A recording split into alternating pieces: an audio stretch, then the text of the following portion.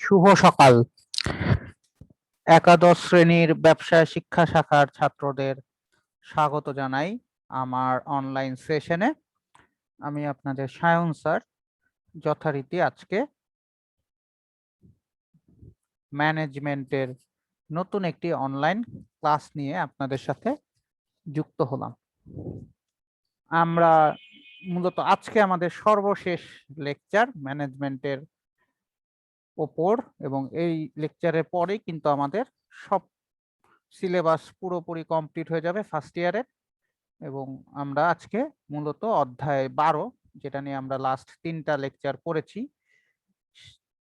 এবং বইয়ের আলোচনাও শেষ করেছি। আজকে আমরা মূলত সৃজনশীল অংশটা নিয়ে কথা বলবো অধ্যায় 12-র, এবং এটা শেষ হয়ে গেলে কিন্তু আমাদের পুরা বই শেষ।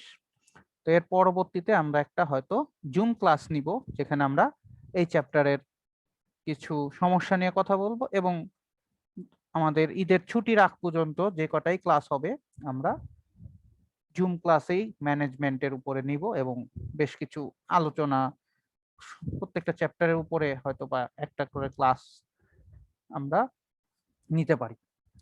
তো যেটা হোক, আমরা নেক্সট জুম ক্লাসে সেটা নিয়ে আসলে ডিসকাস করব যে কিভাবে আমরা আমাদের রিভিশন ক্লাসগুলোকে আগাবো, যে কটা ক্লাসই আছে আর এটা নিয়ে আমরা কথা বলবো। তো যাই হোক, আজকে আমরা মূলত এই চ্যাপ্টারের সৃজনশীলগুলো নিয়ে কথা বলি, এবং তোমাদের কাছে আরেকটা সুযোগ সর্বশেষ সৃজনশীলগুলো আমরা কিভাবে লিখব সেটা দেখে নেওয়ার, এবং এই চ্যাপ্টারের থেকে কিভাবে আসতে পারে সেটাও আমরা কিন্তু এখানে আলোচনা করব।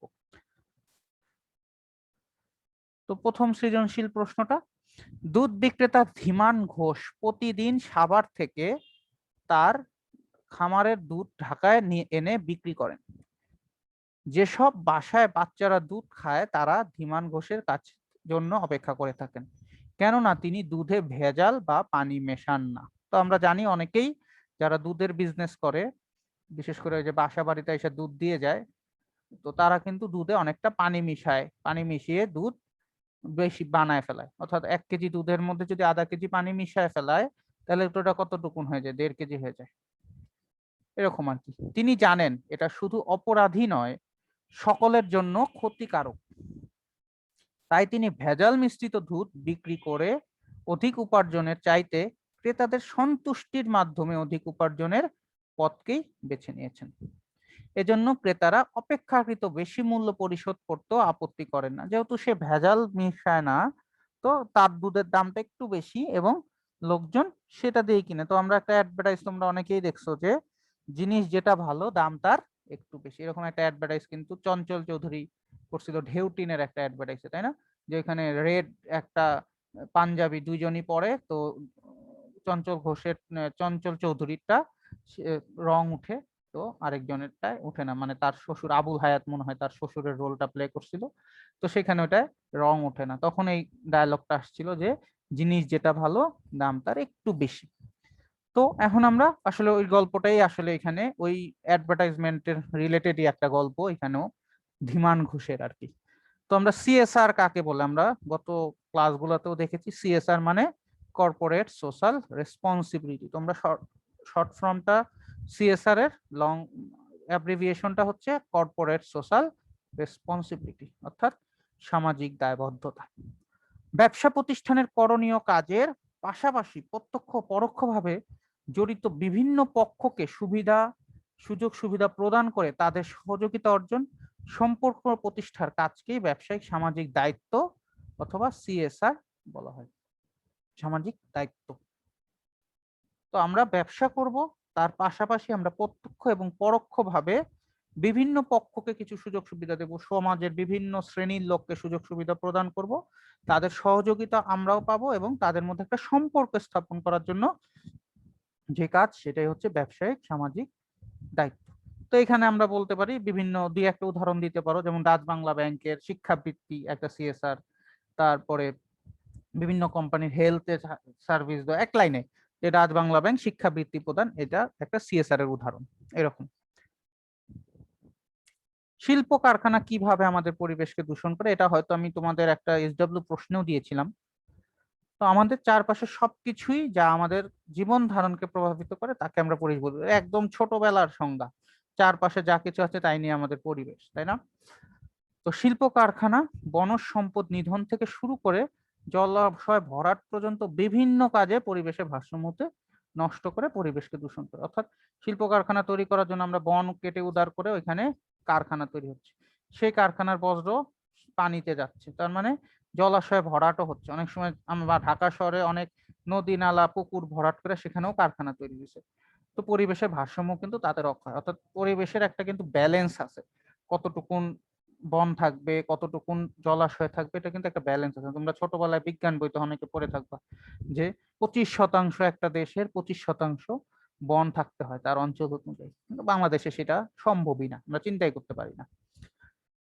তো প্রতিষ্ঠানের বিভিন্ন কারখানার বজ্র পদার্থ আমরা যেগুলো ছবি তোমাদেরকে দেখাইছিলাম, তো এইগুলা আমাদের অপরিশোধিত অবস্থায় আমরা যদি নর্দমা, নালা, খাল, বিল, অন্যান্য জলাশয়ে আমরা নিক্ষেপ করে থাকি, ফলে পানি দূষণের সাথে পরিবেশের ব্যাপক বিপর্যয় ঘটে। এছাড়া আমরা কলকারখানার কালো ধোঁয়া ডাইরেক্ট পরিবেশে মিশে যায়, বাতাসকে দূষিত করতেছে, সেটাও একটা কারণ। এর 2-3টা কারণ তোমরা কিন্তু এখানে ইজিলি দিতে পারো। তো আমরা এখানে জাস্ট একটা কারণ বলছি, জলাশয় ভরাটের ব্যাপারটা নিয়ে এখানে কথা বলা হয়েছে। তো তোমরা এখানে কিন্তু বায়ু দূষণটাও আনতে পারো। উদ্দীপকে ধীমান ঘোষ ব্যবসায়ের কোন পক্ষের প্রতি সামাজিক দায়বদ্ধতা পালন করে? আমরা কিছু দায়বদ্ধতা নিয়ে কথা বলেছিলাম কিছু গ্রুপের জন্য। তো ধীমান ঘোষের এটা কোনটা হবে? ক্রেতাদের বা ভোক্তাদের প্রতি তার সামাজিক দায়বদ্ধতা। তো ধীমান ঘোষ ব্যবসায়ের ক্রেতা ও ভোক্তাদের প্রতি সামাজিক দায়বদ্ধতা পালন করছেন। সমাজের অংশ হিসাবে ব্যবসায়ীকে সমাজের বিভিন্ন পক্ষের প্রতি সামাজিক দায়বদ্ধতা পালন করতে হয়। আমরা দেখেছি সমাজে বিভিন্ন পক্ষ বলতে সরকারের প্রতি, মালিকের প্রতি, তারপরে আমাদের পরিবেশের প্রতি কিছু দায়বদ্ধতা, তো সাপ্লায়ারদের প্রতি, অন্যান্য ব্যবসায়ীদের প্রতি। তো এরকমই বিভিন্ন লোকের জন্য তাকে কাজ করতে হয়। তো তাই তাদের আস্থা ও সহযোগিতার উপরই কিন্তু মূলত ব্যবসার সাফল্যতা নির্ভর করে। তো উদ্দীপকের দুধ বিক্রেতা ধীমান ঘোষ প্রতিদিন সাভার থেকে দুধ এনে ঢাকায় বিক্রি করেন। তিনি দুধে কোনো প্রকারের পানি বা ভেজাল মিশান না, তিনি ক্রেতাদের চাহিদা অনুযায়ী ন্যায্য মূল্যে দুধ সরবরাহ করে থাকেন, কারণ ভেজাল মিশ্রিত দুধ শিশুদের অপুষ্টিতে ভোগায়, বিভিন্ন রোগের মধ্যে। তোমরা এটা, আমরা এখানে একটা লিখলাম যে ভেজাল মিশালে সেটা কি হবে, পুষ্টি, দুধ খেলে পুষ্টি বাড়ে আমরা জানি, কিন্তু ভেজাল দুধ হয় যদি সেটা কিন্তু অপুষ্টির কারণ। এছাড়াও নানাবিধ রোগ হয়, তাই তিনি ক্রেতা ভোক্তাদের সন্তুষ্টি বিধান করে খাঁটি দুধের চাহিদা অনুযায়ী সরবরাহ করেন। এভাবে ধীমান ঘোষ ক্রেতাদের যে ঠকাচ্ছে না সে, সেটা মূলত কি, সে ক্রেতাদের প্রতি তার একটা দায়বদ্ধতা পালন করতেছে। নৈতিকতার বিচারে ধীমান ঘোষ একজন আদর্শ ব্যবসায়ী, তুমি কি একমত? নৈতিকতার বিচারে ধীমান ঘোষ একজন অবশ্যই আদর্শ ব্যবসায়ী বলে আমি মনে করি। নৈতিকতা বলতে আমরা কি বলেছিলাম? ভালো মন্দ, ন্যায় অন্যায়, উচিত অনুচিত ইত্যাদি বিষয়ে বিচারের মাপকাঠি। এটি মানুষকে ভালো খারাপ দিক বিচার করে পথে চলতে সাহায্য করে। এটি ব্যবসায়ের ক্ষেত্রে অন্যায় কাজ থেকে বিরত রেখে সমাজ ও মানুষের প্রতি দায়িত্ব পালনেও সহায়তা করে। উদ্দীপকে ধীমান ঘোষ একজন দুধ ব্যবসায়ী, তিনি নিজ খামারের উৎপাদিত দুধ ক্রেতাদেরকে সরবরাহ করেন। তিনি দুধ কেনে কোনো প্রকারের ভেজাল মেশান না। তিনি শিশুদের স্বাস্থ্যের কথাও চিন্তা করেছেন। মুনাফা অর্জনের চেয়ে তিনি ক্রেতাদের সন্তুষ্টির বিষয়ে বেশি সচেষ্ট। তো নৈতিকতা বজায় রেখেই তিনি ব্যবসা করছেন, কারণ ভেজাল মিশাইলে শিশুদের ক্ষতি হবে, তিনি সেটা কিন্তু বোঝে। তিনি কিন্তু এখানে এই বলেছিলেন যে তিনি স্বাস্থ্যের ব্যাপারটা নিয়ে তিনি সচেতন, তিনি ক্রেতাদেরকে সন্তুষ্টি নিয়ে মেইন কাজ করেন। তো ক্রেতাদের মতন তিনি অন্যান্য প্রতিযোগীদের মতন ওজনে কম দেয় না, ভেজাল দুধ প্রদান করেন। তো ওজনে কম দেন, এটা কিন্তু আমাদের উচ্চতর দক্ষতা পার্ট, আমাদের জ্ঞান, নিজেদের জ্ঞান থেকে, যে দুধে ওজনও কম দেওয়া যায়, কেমিক্যাল মিশানো যায়, তোমরা বিভিন্ন দেখতে পারো। তিনি ন্যায্য মূল্যে দুধ প্রদান করেন। এছাড়াও তিনি ক্রেতাদের চাহিদা অনুযায়ী গুণগত মান ঠিক রেখেই দুধ বিক্রি করেন, অর্থাৎ ভেজাল মিশাচ্ছে না, মানে গুণগত মানও ঠিক আছে। তো এই কথাগুলো কিন্তু আমরা বাইরে থেকে আনতেছি, এটা উদ্দীপকের সাথে রিলেট করে কিছু আমরা বাইরের কথা আসতেছে। শিশুদের যেন কোনো প্রকারের ক্ষতি না হয় তিনি সেদিকটি লক্ষ্য রাখেন, যা কিনা মূলত একটা নৈতিকতায় ফুটে উঠেছে। কারণ অনেক দুধ ব্যবসায়ী বা অনেক ইভেন বড় বড় বাচ্চাদের প্রোডাক্ট দুধ তৈরি করে, এরকম অনেক কোম্পানি আছে যারা ভেজাল গুঁড়া দুধ ভেজাল শ্রেলাক, ভেজাল জিনিসপত্র দেয়। সেদিক থেকে ডিমান্ড ঘোষ কিন্তু সেটা করতেছে না, সে অ্যাকুরেট জিনিস দিচ্ছে। তাই তিনি নৈতিকতার বিচারে একজন আদর্শ ব্যবসায়ী। তো এখন আমরা সেকেন্ড প্রশ্নটায় যাব।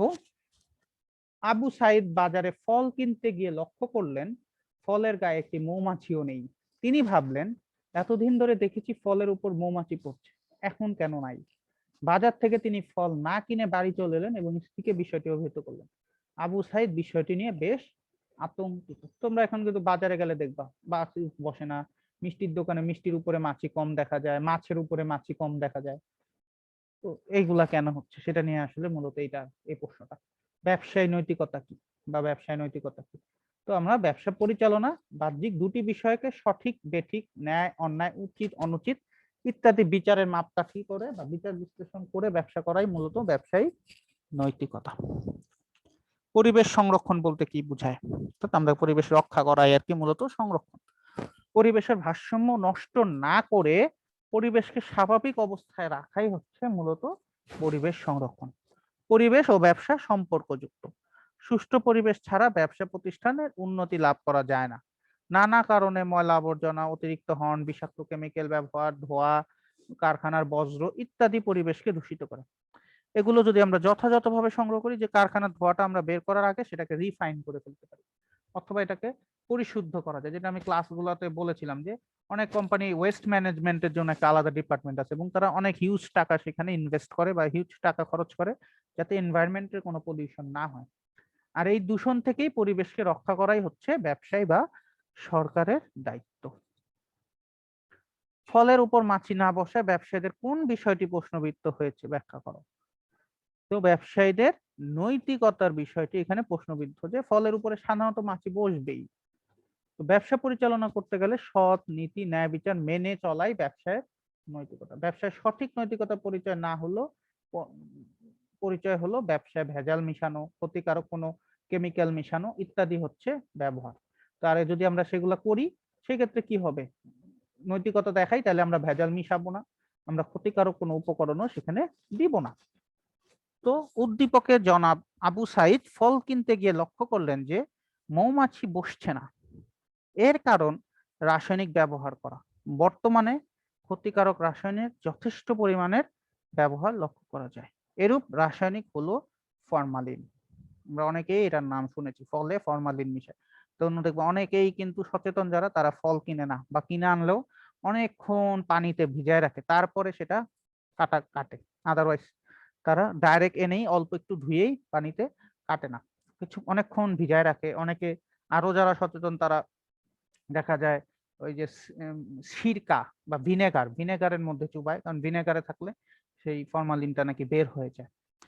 তো এটি ব্যবহার করে ফলমূলকে দীর্ঘদিন অক্ষত রাখা বা সংরক্ষণ করা যায়। অর্থাৎ ব্যবসায়ীরা চিন্তা করে যে আম পচবে না, পেয়ারা পচবে না, আপেল পচবে না, তো ফরমালিন মিশাই, তাহলে পচবে না, অনেক দিন রেখে বিক্রি করতে পারবে, যা মানবদেহের জন্য অনেক ক্ষতিকারক। ব্যবসায় নৈতিকতার দিক থেকে যা মূলত নৈতিকতা বর্জিত। তাই বলা যায় ফলের উপর মৌমাছি না বসায় ব্যবসায়ীদের নৈতিকতার বিষয়টি প্রশ্নবিদ্ধ করেছে। আবু সাইদের ধারণা মতে সমাজের প্রতি ব্যবসায়ীদের দায়বদ্ধতা কতটুকুন মূল্যায়ন করে। তো সমাজের প্রতি দায়বদ্ধতা নিয়েও আমরা কথা বলেছি। আবু সাইদের ধারণা মোতাবেক সমাজের প্রতি ব্যবসায়ীদের অনেক দায়বদ্ধতা যা পালন করা অত্যন্ত আবশ্যক। ব্যবসায় সামাজিক দায়িত্ব বলতে ব্যবসায়ের সাথে প্রত্যক্ষ বা পরোক্ষভাবে জড়িত বিভিন্ন পক্ষের প্রতি জনকল্যাণমূলক দায়িত্ব পালন করাকেই বোঝায়। এর মাধ্যমে ব্যবসায়িক ও সামাজিক সম্প্রীতি উভয়ই গড়ে ওঠে। উদ্দীপকে আবু সাইদ বাজারে গিয়ে যে ব্যাপারটি লক্ষ্য করলেন যে তা ব্যবসায় নৈতিকতার বাইরে। ব্যবসায়ীরা এক্ষেত্রে ক্রেতা ও ভোক্তাদের প্রতি দায়িত্ব পালন করে নাই। ফরমালিন মেশাচ্ছে মানে কি? ক্রেতাদেরকে খারাপ জিনিস খাওয়াচ্ছে।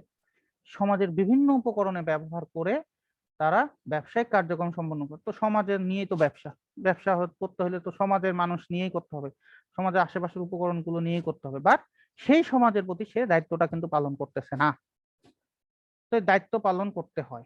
সমাজের অন্তর্ভুক্ত ক্রেতাদের প্রতি ব্যবসায়ীদের দায়িত্ব হচ্ছে পণ্যে ভেজাল না দেওয়া, সঠিক মাপে পণ্য দেওয়া, পণ্য ন্যায্য মূল্যে দেওয়া, সবগুলাই।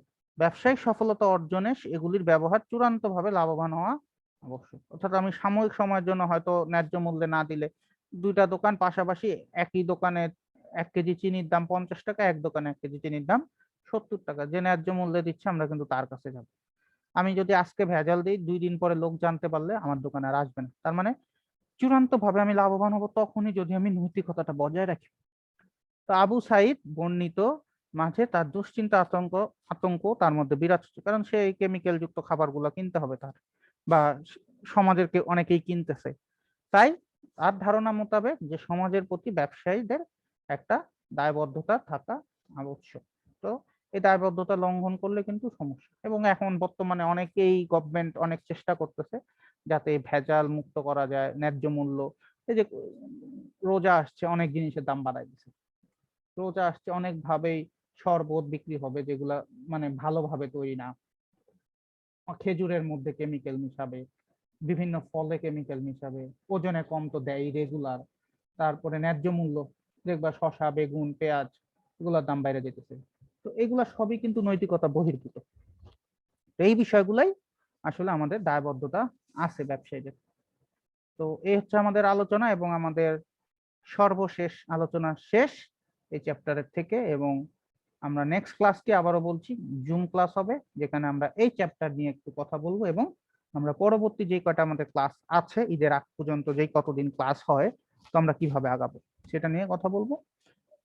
তো আশা করি তোমরা সবাই সেটা ফলো করবে, এবং ক্লাসগুলো, অনেকে যারা মিস করছো, আমার ইউটিউব চ্যানেল থেকে কিন্তু সিরিয়াল বাই তোমরা প্রতিদিনের লেকচার গুলো চ্যাপ্টার ওয়াইজ দেওয়া থাকে, তোমরা রিভাইজ করতে থাকো, তাহলে কিন্তু আমাদের ভবিষ্যতের জন্য সুবিধা হবে। তো সবাইকে অসংখ্য ধন্যবাদ। সবাই খুব ভালো থেকো, সুস্থ থেকো, নিরাপদে থাকো, আর অবশ্যই বাড়িতে থাকো।